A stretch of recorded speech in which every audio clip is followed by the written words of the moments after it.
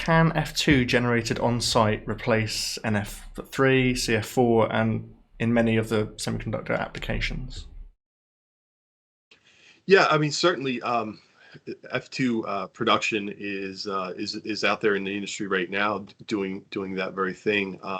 But of course, having on-site fluorine production creates its own set of challenges. But we're seeing further investment into fluorine generation.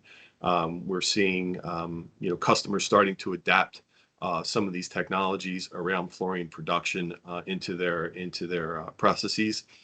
So we see the growth in certainly the growth in fluorine is there. Fluorine related materials, chamber clean and etching applications will continue to grow. The demand for fluorine will continue to rise.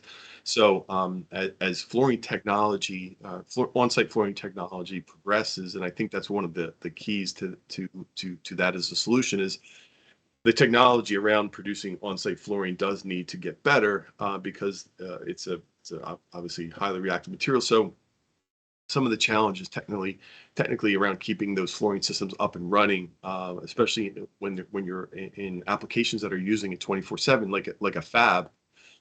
Those tools need to have tremendous uptime, and we're seeing investment around fluorine production to make those tools that much more reliable.